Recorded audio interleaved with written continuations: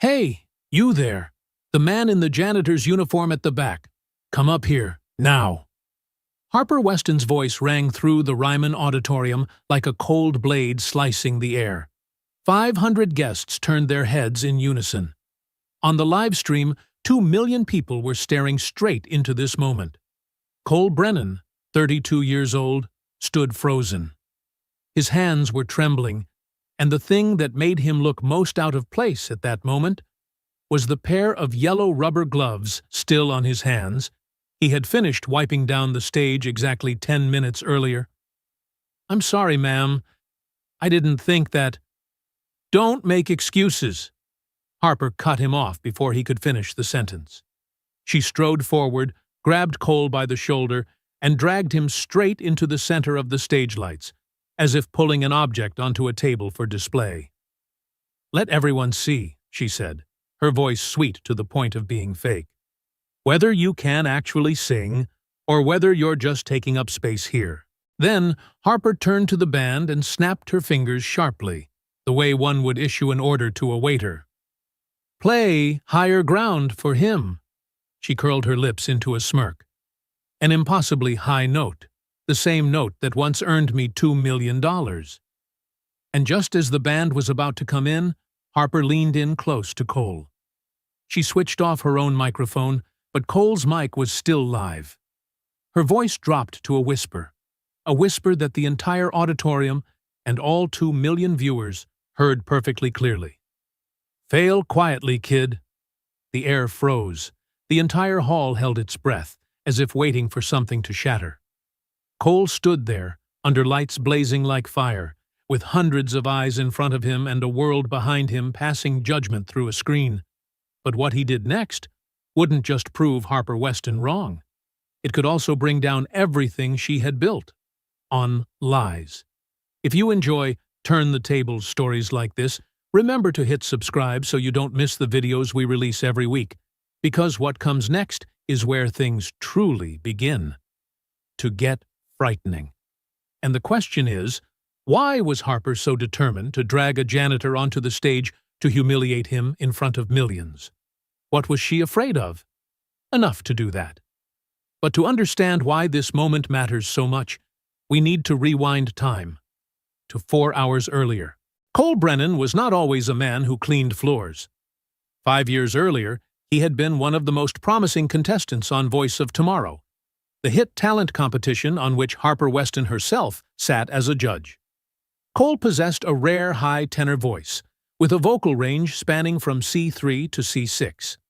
But what caught the professionals' attention was not just the height of his range, but his ability to transition between registers, shifting from chest voice to head voice as smoothly as flowing water, so seamlessly that listeners could not detect the exact moment his voice changed. Everyone believed Cole would go far. Some even called him the ace card of that season. On the night of the finale, when everything seemed within reach, Cole's phone vibrated backstage. On the other end of the line was the hospital. His wife, Grace, was in the emergency room. Acute pneumonia. Critical condition. Cole stood frozen. In front of him were the lights, the millions of viewers, the opportunity he had chased his entire life. Behind him was the woman he loved.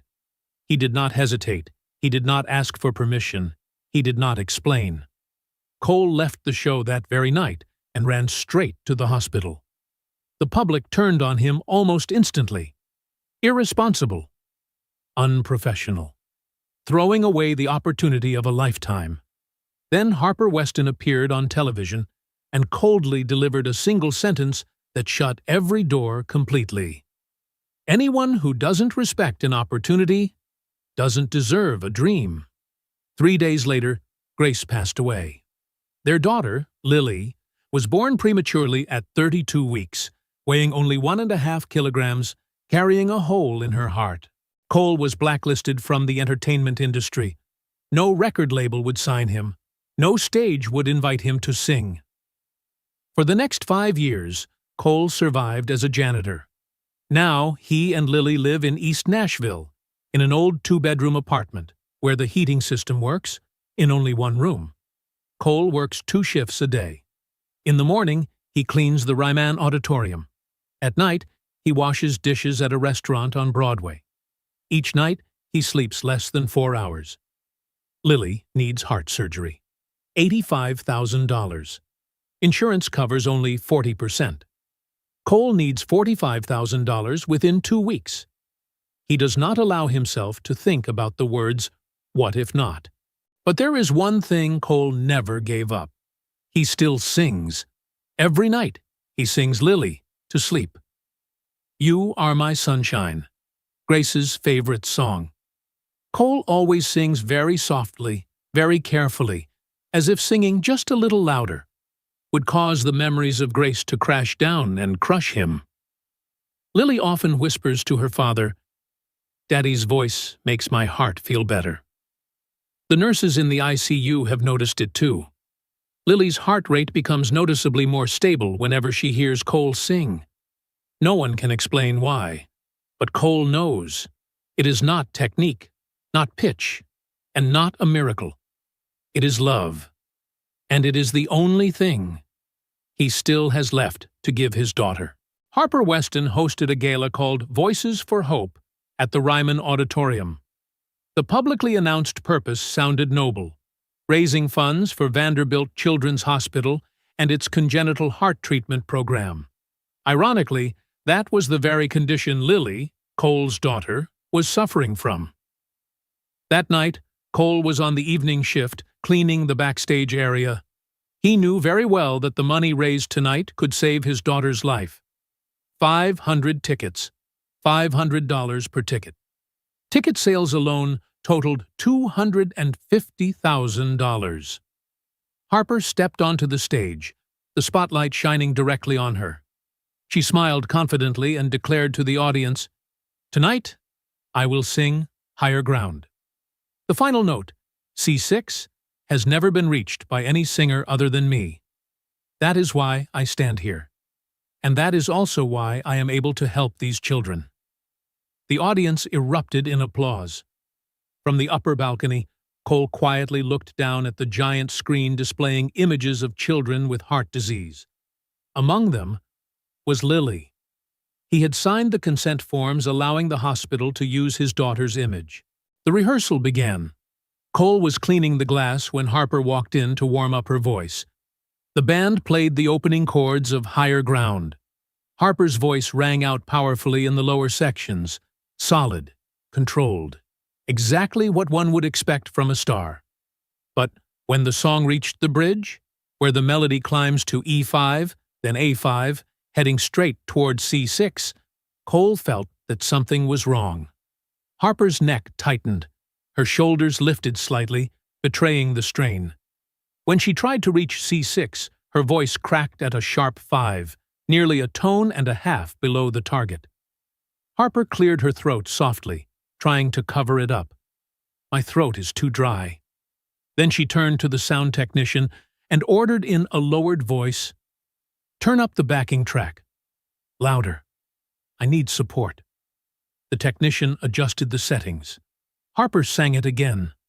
This time, the high note rang out perfectly. Too perfect. Cole stood frozen. His ears had been trained through years of studying music. He could distinguish between a live voice and a recorded one. He heard the faint metallic sheen of digital sound. He heard how the note sat on top of the harmony, rather than blending into it. That C6 did not come from Harper Weston. It came from the speakers. Cole remembered 5 years earlier. He remembered what Harper had once said on television. "Anyone who doesn't respect an opportunity doesn't deserve a dream." She had destroyed his career by labeling him unprofessional, while she herself was cheating. Cole returned to the janitor's room. He asked himself, who would believe a cleaning man standing up against a singer who had sold 4 million albums? Then he thought of Lily. The little girl was watching the live stream from the hospital, believing that Harper Weston was a good person, believing that this gala truly helped children like her. Cole opened his phone and searched for information about Harper's previous galas. A small article, published last year, almost unnoticed. Only 15% of funds from Voices for Hope reach the hospital. The remaining 85% is listed as administrative expenses. 15%. Out of $250,000, only about $37,000 reached the children. Where did the rest go? Harper's management company, production costs, marketing for her personal brand. Cole felt something ignite in his chest. Not anger, but resolve. A 32-year-old man who had lost his wife, who was raising a heart-sick child alone, standing in a cold janitor's room, and deciding, enough. The gala began at 7 o'clock in the evening. 500 people filled the auditorium. 2 million were watching online. Cole finished his shift, put away his tools, and prepared to leave. But as he reached the wings, he suddenly stopped. On stage, Harper Weston appeared in a shimmering sequined gown, the lights making her look like a flawless icon. "Ladies and gentlemen," Harper said with emotion, "tonight is not just about music. It is about hope, about giving these children a chance to fight." The audience burst into applause. The cameras quickly swept to the large screen behind the stage, images of children with heart disease appearing one after another. Among them was Lily. Harper continued, her voice softening. "Every ticket, every donated dollar, will go directly to help these little hearts." Cole stared at his daughter's face on the screen, and in that moment, he knew. He could not let Harper continue lying for even one more second. Harper sang the first 3 songs. Her voice was good, well-trained, polished, precise, professional, but nothing special. Then Harper introduced the next song, smiling confidently. "Higher Ground. This song is proof that when you believe in yourself, you can reach unimaginable heights." The band came in. Harper began to sing. Just as Cole had heard during rehearsal, when the song moved toward its climax, toward the C6 note, the sound rang out. Perfect, clean, flawless. But it was not a human voice. It was sound coming from the speakers. Digitized. Artificial. Cole stepped out of the shadows of the wings. No plan, no script, just a man who had been silent for 5 years. And a courageous decision. Harper saw him. Her eyes narrowed slightly. She recognized him immediately. The former contestant, the man who had abandoned the show 5 years earlier. A cold smile slowly spread across Harper's lips. "Ladies and gentlemen," she said, "we have a special guest." The lights snapped around. 500 heads turned. The camera zoomed in. Cole stood there, in a janitor's uniform, yellow rubber gloves still on his hands, a cleaning cloth draped over his shoulder. "Cole Brennan," Harper introduced. "Some of you may remember him from Voice of Tomorrow 5 years ago. A true talent, a true potential." She paused, deliberately letting the word potential hang in the air. Until he walked away. Right before the finale. No explanation, no apology. He simply disappeared. The audience began to murmur. "My wife was dying," Cole said, his voice loud enough for people near the stage to hear. Harper did not hear, or pretended not to hear. "And now look at him," she said with a thin smile, "cleaning up after successful people. How touching." A few cold laughs rippled through the hall. Blood rushed to Cole's face, but he did not tremble. He had survived far worse than this. "Come up here, Cole," Harper said. "Sing for us." Cole did not want to. Every instinct in him screamed, "Leave! Get out of here! Go back to Lily!" But if he turned away, Harper would win. She would keep lying, keep making money off children with heart disease. And one day, Lily would grow up, watch this video again, and think her father was a coward. Cole stepped onto the stage. Each step felt like it weighed a ton. He stood under the lights. Harper handed him the microphone. "Make yourself comfortable," she said. "Just do your best." Before the band could play a single note, Cole spoke. "Ms. Weston, I have a question." Harper raised an eyebrow. "Oh? Go ahead." Could you turn off the backing track? The air froze. Harper smiled, but her eyes did not. The track is part of the arrangement, Cole. But during rehearsal, you sang without it, Cole said. His voice was quiet, but the microphone picked it up clearly. You sang alone. The murmuring spread faster. Sound check is different from a performance, Harper replied, her voice tightening. Then could you sing first? Cole continued. Just you, no track, so I can learn how you do it. 3 seconds of absolute silence. Then Harper let out a sharp laugh. You want me to audition in front of you? No, Cole replied. I just want to know whether you can actually sing. The auditorium exploded. Gasps. Shocked laughter. Harper stared at Cole as if he had slapped her across the face. Of course I can sing, she said through clenched teeth. I've been doing it for 15 years. Then prove it. Harper spun toward the sound technician. Turn off the track. All of it. The technician hesitated. Do it! He pressed the button. The music immediately became sparse, bare, nowhere to hide. Harper Weston raised the microphone and began to sing. Harper's voice filled the entire auditorium. At first, it was powerful, confident. She moved through the opening lines with ease, years of training evident in every perfectly controlled breath. The audience gradually relaxed. Maybe the janitor had been mistaken? But then the song entered the bridge. The melody began to climb. E4, G4, B4. Harper's voice kept up, still steady, still controlled, still contained. But as the pitch continued to rise, something began to change. Her neck tightened, her shoulders lifted slightly. D5, E5, a 5. The sound was still there, but it was no longer light, no longer natural.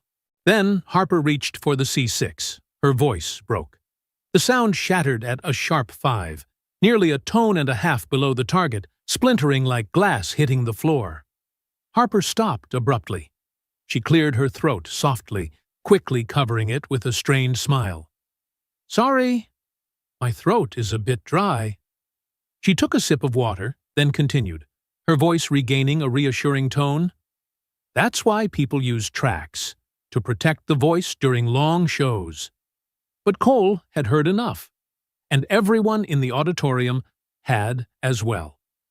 You can't sing it, Cole said, very quietly. Harper spun around. Her smile was now nothing more than a thin, icy line. I said my voice is tired. But on your album, you sing that note 27 times, Cole cut in, his voice stronger. I counted. And in every live performance video online, you hit it perfectly. Every single time. The audience began to stir. Phones were raised.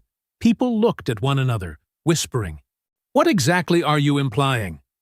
Harper's voice sharpened, like a blade. I have perfect pitch, Cole said. I can hear frequencies. The note on your album is 1046.5 Hz, C6. The note you just sang is 932 Hz, a sharp 5. A voice called out from the seats. Is he right? Harper's face flushed red. Listen. And the voice on the album, Cole continued, no longer holding back, doesn't sound like yours. It belongs to another woman. I checked the album credits. It clearly lists Autumn Haze, additional vocals. The theater erupted into whispers. Journalists typed furiously. Audience members shouted questions. The cameras abandoned their fixed angles, scrambling to capture every reaction. Harper strode toward Cole. The smile was gone. You need to shut up. Now. Why? Cole asked. And for the first time since stepping onto the stage, he felt something other than fear. Because I'm telling the truth? Because you don't know what you're talking about. I know what I heard during rehearsal, Cole said. He looked straight out at the auditorium, into the lens, at the 2 million people watching. And I know what I'm hearing right now. That high note isn't yours. You've been lip-syncing for 15 years. Harper's hand shot out, gripping Cole's arm. Not hard enough to cause pain, but enough to control him. "It's over," she said coldly. But before Harper could pull him off the stage, a voice rang out from the wings. "Actually, he's right." The entire auditorium snapped around. Daniel Park, Harper's sound engineer, stepped into the light. His face was pale, but his eyes were steady. "I've been Harper's sound engineer for the past 5 years," Daniel said. "At every performance, I played that backing track. She has never been able to sing that note live, not once." Silence fell like a heavy blanket. Harper stared at Daniel as if he had just plunged a knife into her back. "You're fired," she whispered. "I know," Daniel replied, "but he's a single father, raising a daughter with a heart condition on his own. And he's been braver than I have for the past 5 years." Absolute silence. 500 people in the auditorium held their breath. 2 million people watched online. Harper Weston stood frozen, as if she had been locked in place at center stage. Her own sound engineer had just destroyed everything in front of the entire world. "Ridiculous!" Harper snapped, her voice trembling. "You expect people to believe a janitor over me? I have 2 Grammy Awards. I've sold 4 million albums." "Then prove her wrong," someone shouted from the audience. "Sing the note." Harper's face drained from red to white. "I just sang it." "No," another voice replied. "You cracked. We heard it clearly." The crowd began to turn away. Harper looked at Cole, and inside her chest, something ugly began to twist. "Fine," Harper said coldly. "You think you're so smart? Then you sing. Right now. No preparation. No warm-up. No second chance." Cole's hands trembled. This was the moment where he would either prove who he truly was or become exactly what Harper Weston had always called him. From the guest seating, an old but steady voice rang out, "You've got this, Cole." Cole turned. Raymond Callahan, Ray, the 60-year-old janitor who had worked at the Ryman for 30 years, was standing up. He clapped slowly. "Sing the way you sing for Lily." Cole closed his eyes, took a deep breath, felt the air fill his lungs, his diaphragm open, every lesson, every memory, every pain, settling deep into his bones. He opened his eyes and nodded to the band. "Play Higher Ground." No track. The music began. For the second time that night, Higher Ground was sung, but everything was completely different. Cole began to sing. His voice was gentle, almost hesitant. The opening lines sat low, comfortably within range. He focused on the lyrics, on the story the song was telling. A few audience members exchanged glances. He sang well, solid, but nothing extraordinary yet. Then came the pre-chorus. Cole's voice opened up, power increasing without losing control. There was something raw, something honest, something Harper's polished performance had lacked. He wasn't performing. He was testifying. The melody continued to climb.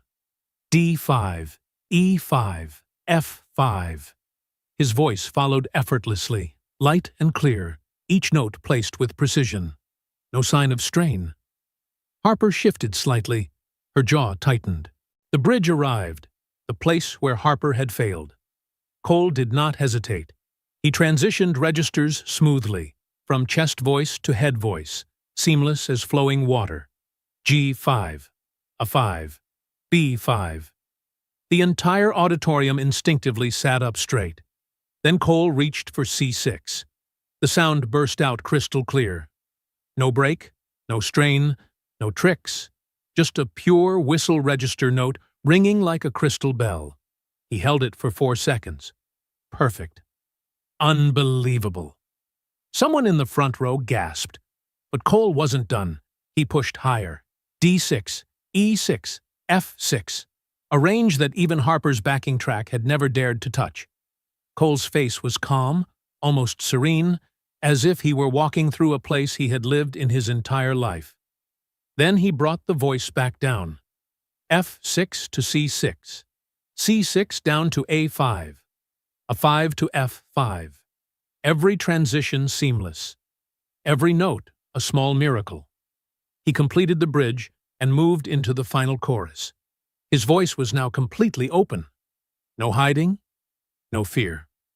When the final word faded into silence, no one moved. Then the theater exploded. 500 people leapt to their feet, shouting, applauding, faces streaked with tears. Ray jumped up and down, both arms raised. The entire band stood, clapping non-stop. The live stream went wild. Within 30 seconds, 50,000 shares.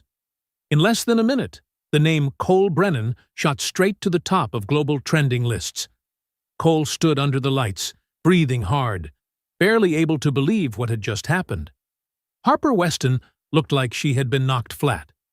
Her face was ashen. From the front row, a woman stood up. Yolanda Carter, an R&B legend, a special guest. She was crying. "That is the best thing I've ever heard from a janitor in my entire career," Yolanda said, her voice breaking. "Cole, you didn't just hit that note. You owned it." The applause grew even louder. Trevor Hudson, a producer who had worked with Alicia Keys and Kendrick Lamar, shook his head and stood up. "I need to say this," he said. "I've been in this industry for 30 years, and tonight we just witnessed a janitor sing a note that the woman who made it famous truly cannot." The auditorium fell dead silent. The weight of his words pressed down on everyone. Trevor turned to the audience. "The album recording? I was the mixer.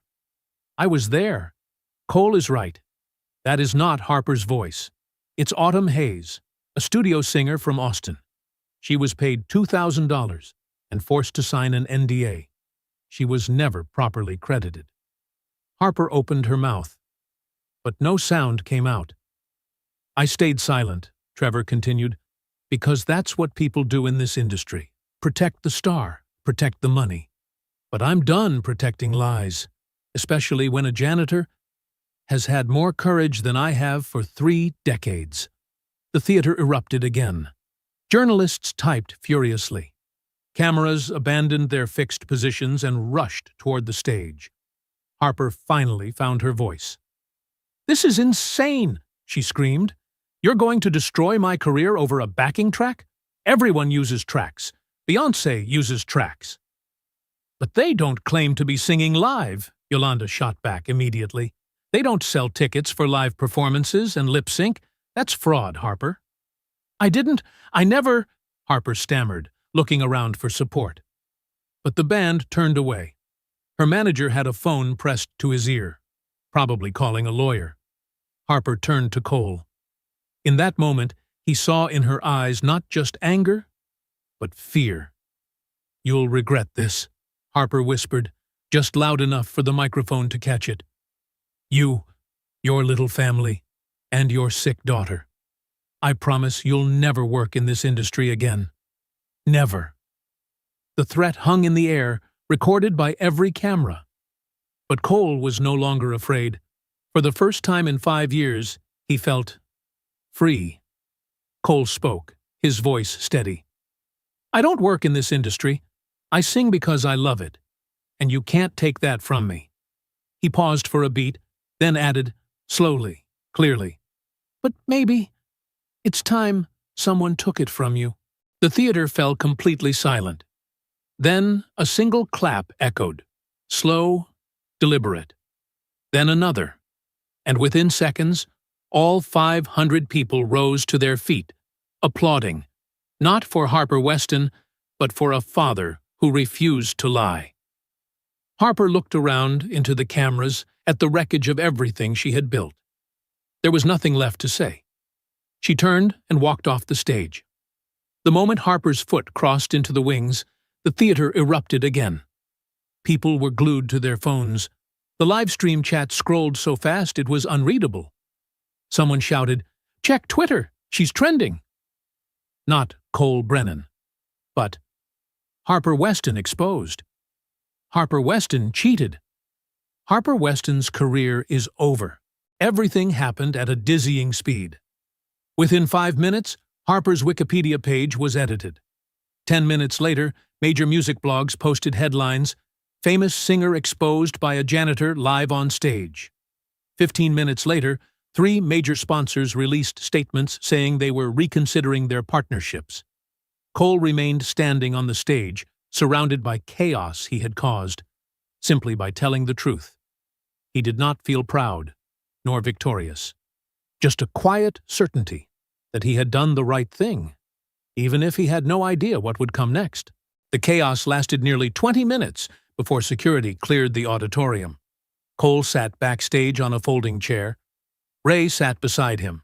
Around them, adults whispered urgently. Event organizers, Harper's management team, people in expensive suits speaking rapidly into phones. No one spoke to Cole. His phone vibrated. From the hospital. Lily had watched the live stream from her hospital bed. "Daddy, I saw it. You sang so beautifully." Cole's throat tightened. "Are you okay, sweetheart?" "I'm okay, Daddy. The nurses watched, too. They said you were amazing." That call had been an hour ago. Now it was nearly midnight. The children's choir had all gone home. The theater was nearly empty, with only crew members dismantling equipment. Cole was still sitting on that folding chair. Ray was still there, refusing to leave. Then Harper's lawyer appeared. Olivia Sterling, a white woman in her early 50s, entered backstage. Her suit likely cost more than 6 months of Cole's salary. Leather briefcase in hand, a polite smile. That never reached her eyes. "Mr. Brennan," she said, pulling up a chair across from him. "I'm Olivia Sterling. I represent Ms. Weston." Ray stood up immediately, positioning himself close, like a comrade. "He doesn't have a lawyer present," Ray said calmly but firmly. "If this is a legal discussion, I suggest representation." "Of course," Olivia replied. "I'm not here for formal negotiations, just to resolve an unfortunate misunderstanding." "There is no misunderstanding," Cole said. His voice was low and steady, the voice of a man who had endured enough loss. "Your client cannot sing the notes that made her famous. That is fraud." Olivia's smile did not waver. "The music industry is complex, Mr. Brennan. Artists use vocal support, backing tracks, studio techniques. That's standard practice. Tonight was merely a misunderstanding of professional context." "I understand that she lied," Cole replied quietly. Olivia turned toward him. "No, you misunderstand. And that misunderstanding is causing significant harm to Ms. Weston. Sponsors are threatening to withdraw. The tour is in jeopardy. Millions of dollars could be lost." The word harm hung in the air like a threat. Olivia opened her briefcase and placed a stack of documents on the table. "If you sign this," she said, "everything goes away." Cole picked it up. Read. His expression did not change. He was 32 years old and had read enough contracts to know when he was being led into a trap. "This document says I made false accusations, that I apologize, that I was seeking attention."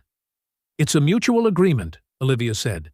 "In return, Ms. Weston will not pursue legal action, and as a gesture of goodwill, she will fund a $100,000 music scholarship for you. Full coverage, any program." Olivia paused. "We're also aware your daughter needs surgery. We will cover the full $85,000. Cole set the papers down, looked directly at Olivia. $185,000. Enough to save Lily. Enough to change his life. But Cole was 32 years old. He had watched his wife die. He had raised a heart-sick child alone for 5 years. And he knew, some things cannot be bought with money. "And if I don't sign?" Olivia's smile faded. "Ms. Weston will pursue defamation charges against you, against anyone who spreads your statements, and against the Ryman Auditorium for allowing a hostile environment." She paused. "Your daughter's school district has also been informed that a $500,000 donation to its music program is now at risk." Ray clenched his fists, but said nothing. This was Cole's decision. "So," Olivia concluded, "sign here, accept the scholarship, and everyone moves on.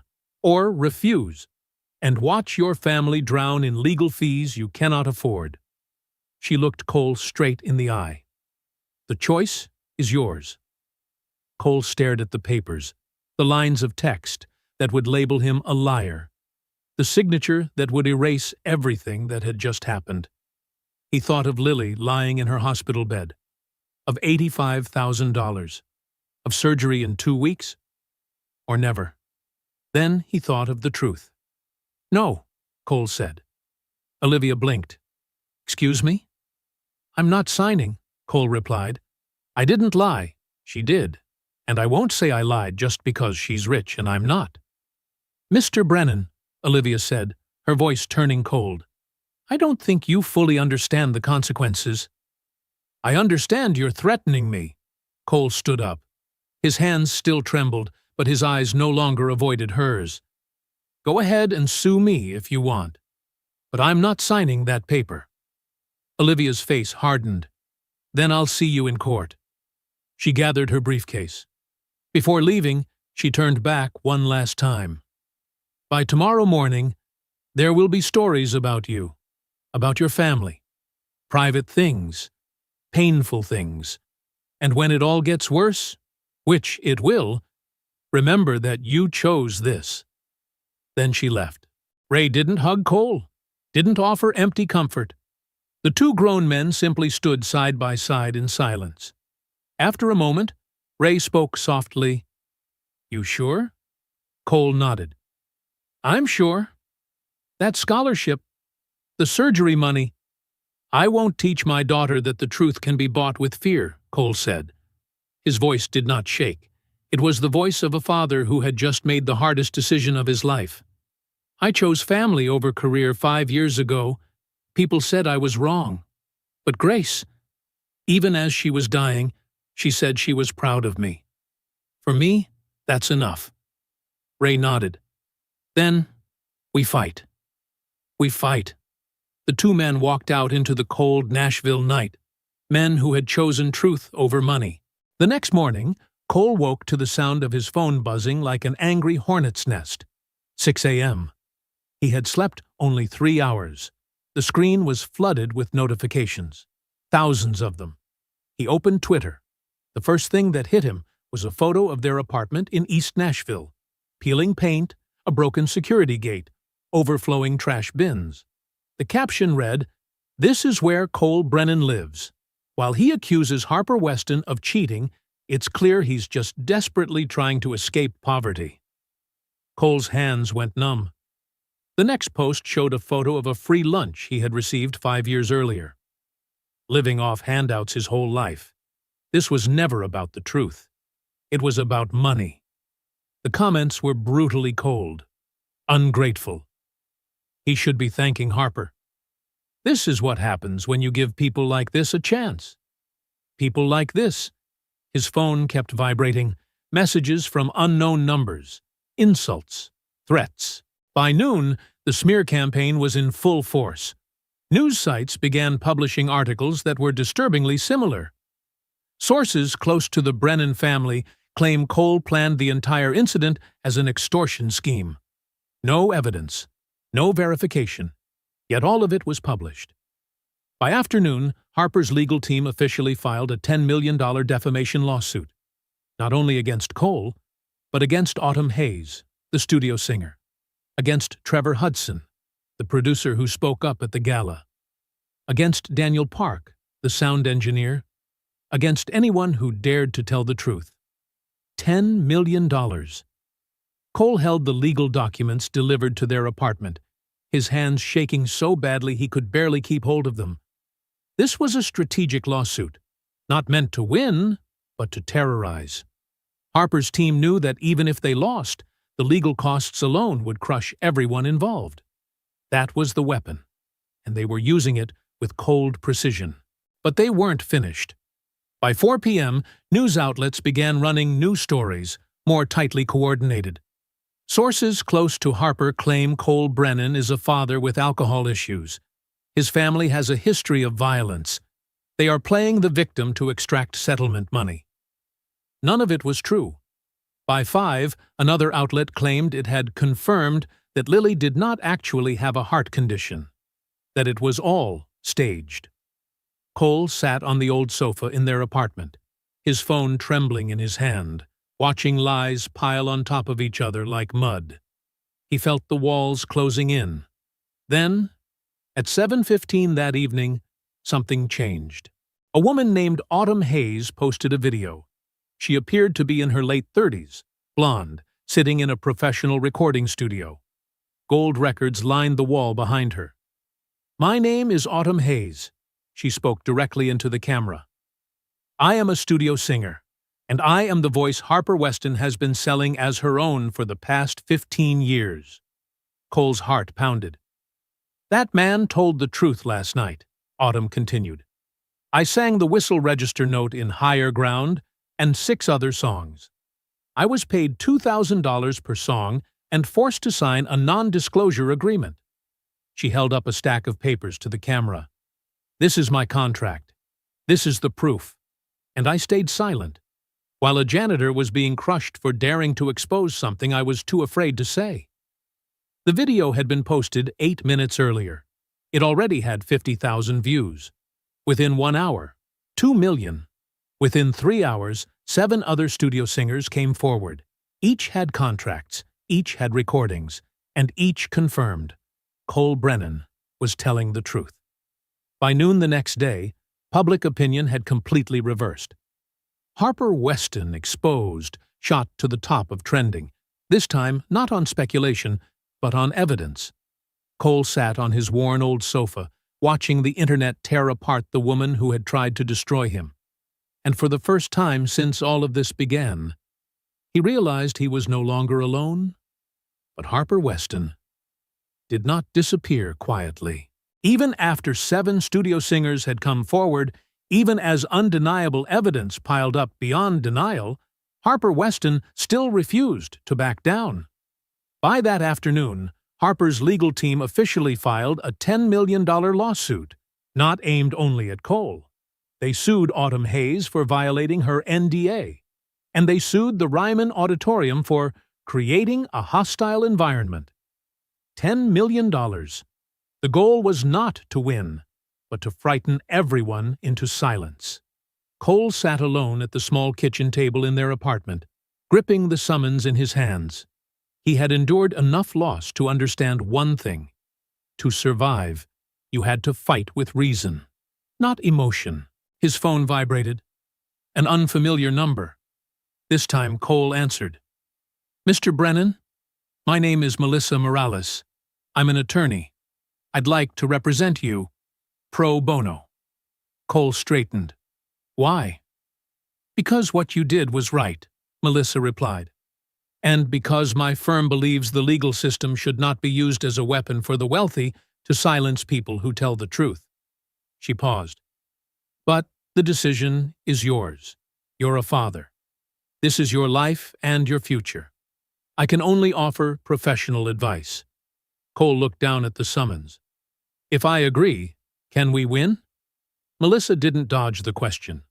"Honestly, legally, we have a very strong case. But Harper has money and time. She can drag this out, exhaust you financially and emotionally. This will not be an easy fight." Cole nodded. That was exactly what he needed. Not comfort, but truth. "All right," he said. "We do it." Within an hour, the kitchen table was covered with files. Melissa worked fast, efficiently. "Harper's lawsuit is garbage," she said bluntly. "Defamation requires false statements. Everything you said was true. She knows it. This is intimidation, not litigation." "So what do we do?" Cole asked. "We countersue," Melissa replied. "Fraud, false advertising, breach of contract with ticket buyers. We turn this into a class action, make it so expensive she can't continue." But the next morning, things became much worse. At 4 a.m., Lily woke in panic. She was struggling to breathe. Her lips turned bluish. Cole slammed the call button, his heart pounding like a war drum. Doctors rushed in. Oxygen, machines, terms Cole barely had time to process. Heart failure, acute risk, Emergency intervention.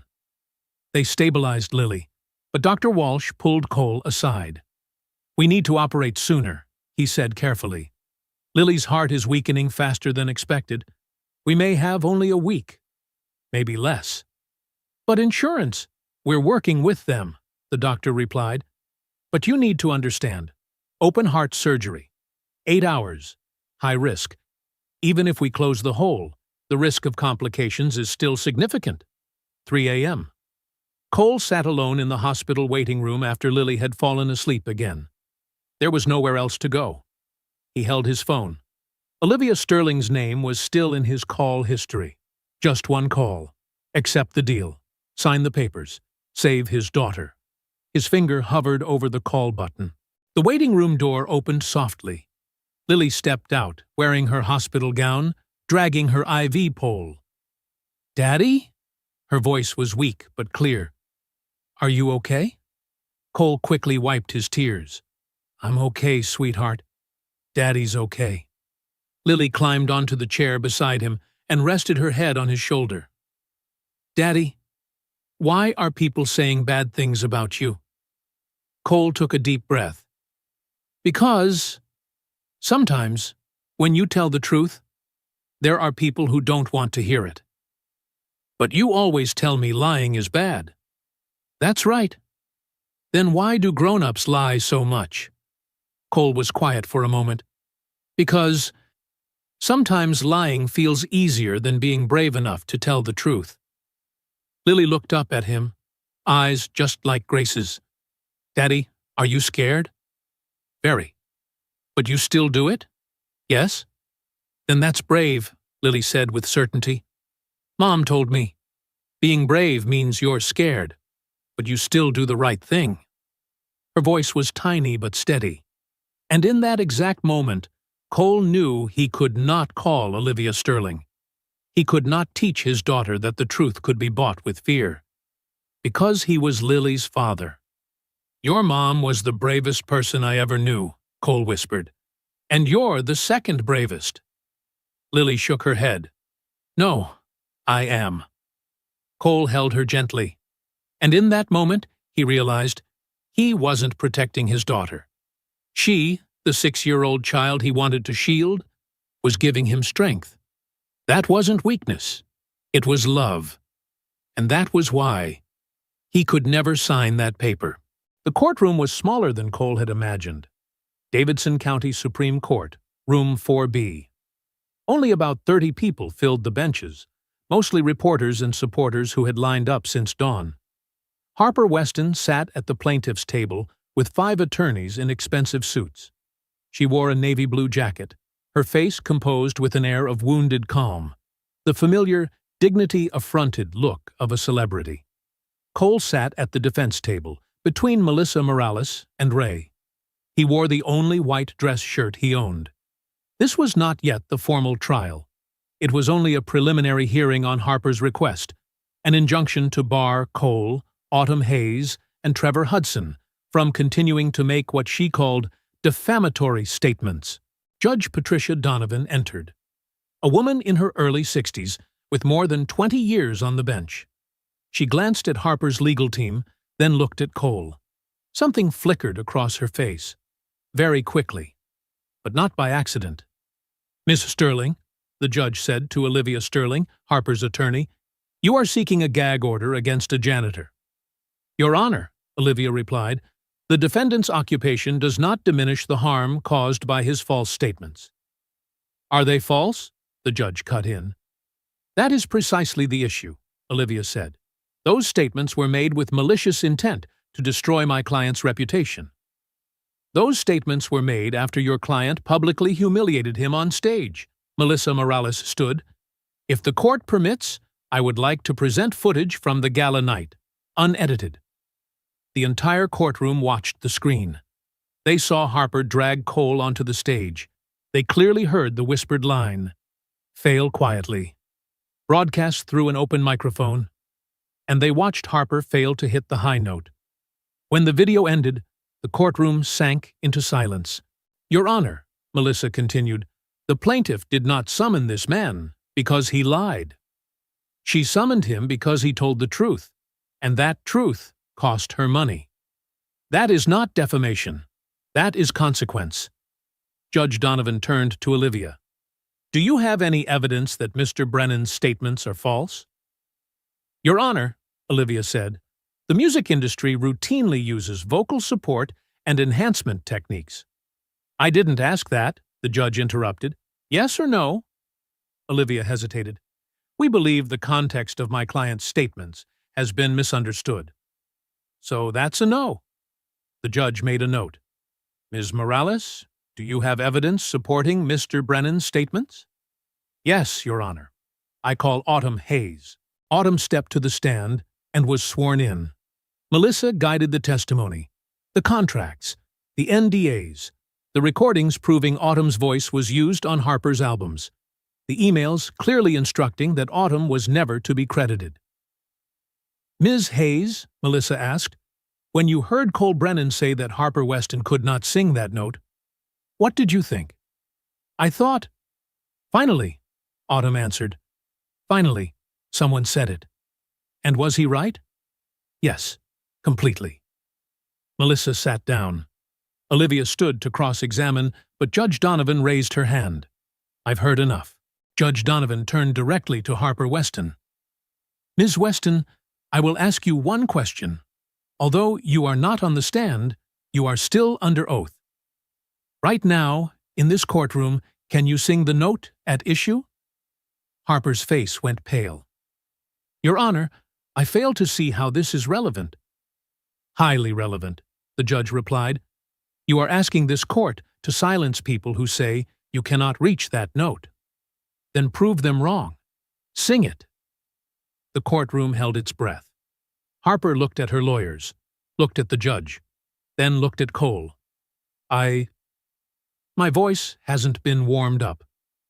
You have performed on demand for 15 years, the judge said evenly. Surely you can demonstrate it once. Harper's mouth opened, then closed. Not a single sound. Just as I thought, Judge Donovan said, striking the gavel. The request for an injunction is denied. Furthermore, the court sanctions the plaintiff for filing a frivolous action intended to silence truthful speech. The gavel came down. The courtroom erupted. The judge looked at Cole. Mr. Brennan, you are free to continue telling your story. That is called the First Amendment. It protects the truth, even when the truth is inconvenient. Outside the courtroom, Rachel Bennett from 60 Minutes was waiting. Cole, how do you feel? I feel like I can finally breathe again. That evening, the 60 Minutes episode aired. 18 million people watched. During the closing credits, Harper's last remaining sponsors withdrew. Her record label terminated her contract. Her Las Vegas residency was canceled. The Grammy Committee announced it was reviewing her awards. A career built on stolen voices and protected lies officially collapsed, ended by a father who refused to stay silent. But Cole's greatest victory did not take place in the courtroom. It came 3 days later. 3 days after the court's ruling, Cole's phone rang at 6 in the morning. An unknown number. Mr. Brennan, this is the office of John Legend. Mr. Legend would like to cover the full medical costs for your daughter, all $85,000. Cole sat straight up in bed. He couldn't speak. Tears spilled out before he could even process what was happening. But that was only the beginning. Within the next 24 hours, Alicia Keys called, offering to cover all of Lily's post-surgery recovery expenses. Kelly Clarkson tweeted a call to action for a GoFundMe for the Brennan family. $250,000 was raised in just 6 hours. Lily's school held an emergency meeting and voted 8-0 to publicly support Cole. They rejected Harper's donation. But the most important moment came from something far quieter. Lily's surgery was scheduled for the following week. Dr. Walsh explained everything clearly, without evasion. Open-heart surgery. 8 hours. A 15% risk of complications. But without surgery, Lily would not live to see her 10th birthday. On the morning of the operation, Cole sat by Lily's bed as the nurses prepared to take her away. "Daddy?" Her voice was tiny. "I'm here, sweetheart." "I'm scared." Cole held her hand. "I'm scared too. But you still stood up for what was right, even when you were scared." Cole smiled, his eyes burning. "Because you taught me what bravery is, Lily. Every single day." Lily smiled, a smile just like Grace's. "Will you sing for me, Daddy?" Cole sang, "You Are My Sunshine," as they wheeled her toward the operating room. He sang until the doors closed behind her. Then he collapsed into a chair in the waiting room. The next 8 hours were the longest of Cole's life. By the 6th hour, he drifted into thought, thinking of Grace, of 5 years of silence, of every moment he had wanted to sing, but couldn't, because the pain crushed his chest. At the 8th hour, the operating room doors opened. Dr. Walsh stepped out, pulling down his mask. His face was exhausted, but smiling. "The surgery was successful," he said. "Your daughter's heart is healthy now." Cole broke down, sobbing. The months of fear and pain, all of it released in a single, redemptive moment. Lily lived. His daughter would be okay. 3 hours later, Lily woke up in the recovery room. Cole sat beside her, holding her hand, smiling through tears. "Daddy?" Lily whispered. "My love, you did it. Did you sing for me yet? Do you want to hear it? Your singing makes my heart feel better." So Cole sang, right there in the recovery room. The nurses stopped to listen. He sang "Somewhere Over the Rainbow," his voice still a little rusty after 5 years of silence, but beautiful. Not because of technique, not because of fame, but because it was real, and because it was alive. When the song ended, Lily smiled and drifted back to sleep. And for the first time in 5 years, Cole felt something shift inside his chest. His voice had come back, not for the stage, not for money, but for love. 18 months later, Cole Brennan stood backstage at the Ryman Auditorium once again. But this time, he was no longer the man who mopped the floors. He returned as a performing artist. Lily, now 8 years old, healthy and radiant, sat in the front row. Her heart had been repaired. The surgical scar on her chest had faded into a thin silver line, like the mark of a battle already won. The road that brought Cole back here was anything but straight. After Lily's surgery, 5 major record labels made offers at the same time. Cole turned them all down. "I won't leave Lily," he said. "Not now, and not ever." Instead, he signed with an independent, artist-owned label, Heart Song Records, run by people who were parents themselves, who understood that family always comes before career. Cole's contract looked nothing like anything else in the industry. A flexible schedule. Lily could travel with him everywhere. Cole retained full ownership of his compositions, and 15% of all revenue went directly into a fund he established himself. That fund was called Unbreakable Voices, a scholarship program for young singers from working-class backgrounds. No NDAs, no exploitative contracts, only training, legal education, and real support. In the first year, 50 scholarships. By the third year, 200. Cole recorded his debut album, Silent No More. He co-wrote it with Autumn Hayes, a collection of songs about reclaiming courage, speaking the truth, and daring to say no when the world expects you to stay silent. The album went gold in just 6 weeks. The music videos were filmed in the places where Cole's voice had truly been born. The East Nashville Community Church, where he once sang with Grace. The Ryman Auditorium, where he once cleaned floors. And the hospital room, where he sang to Lily. In the final chorus, Lily appeared. Her voice was clear, precise, unafraid. Text appeared on the screen. "Your voice matters." Change in the industry came fast, and it was irreversible. California passed Assembly Bill 2847, also known as the Brennan Act, requiring full transparency for any live performance that uses pre-recorded vocals. Tickets must clearly disclose it. Violations are treated as consumer fraud. Within 18 months, 12 states passed similar laws. The Recording Academy overhauled its crediting rules. Every song submitted for awards must fully disclose all contributing vocalists. The vague concept of additional vocals was officially eliminated. Spotify and Apple Music added a credits tab to every song. Studio singers, who had been invisible for decades, finally had names. A studio singers union was formed, 2,000 members in its first year. Autumn Hayes' career exploded. After 15 years in the shadows, she appeared on magazine covers. Her debut solo album, finally, won a Grammy. In her acceptance speech, she said, "I was afraid for 15 years. A 32-year-old man showed me what courage really looks like. And Harper Weston? She never recovered." 3 months after the court ruling, Harper filed for bankruptcy. The class action lawsuit ended with $23 million in ticket refunds for 15,000 audience members. Both of her Grammy Awards were officially revoked. Harper attempted a comeback 6 months later with a tour titled Unplugged and Unfiltered. Ticket sales reached 11%. After the third show, the tour was canceled. The last the public heard of her, Harper was teaching music business courses for an online college. But this story is not about Harper's fall. It is about what was lifted up.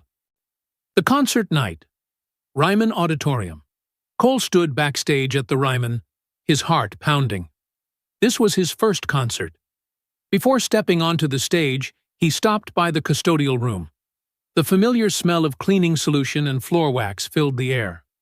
Ray was there, holding a mop. "You did it, kid," Ray said, placing a hand on Cole's shoulder, not like a father to a son, but like two grown men who respected each other. "No," Cole smiled. "We did.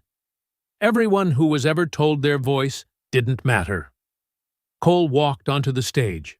Lily sat in the front row, wearing a T-shirt that read, "My dad's voice saved me."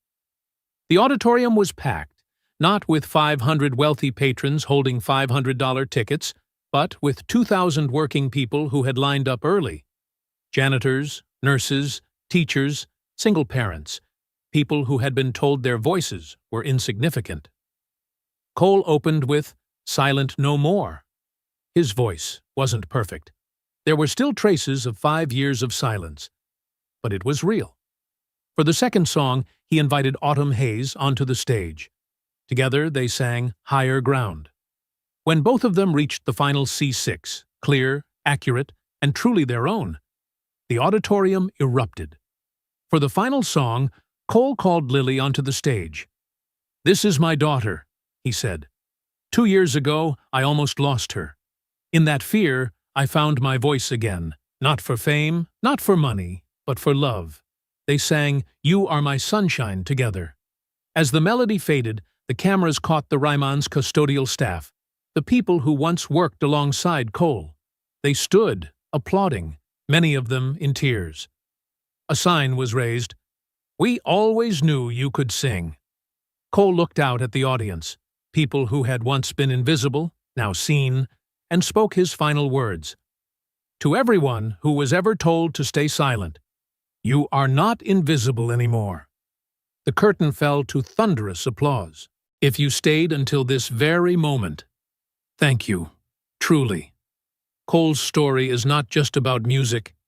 It is about truth, about courage, and about how one ordinary person can change an entire system, simply by refusing to stay silent. Before you go, tell me, where are you watching this story from? A big city, a small town, or a quiet corner somewhere in the world? Leave a comment below. Because here, every voice matters. And if you believe stories like this deserve to be told more often, stories about ordinary people, about truth, and about difficult but right choices, hit subscribe right now. Because in the next video, it might be your story that gets heard. See you next time.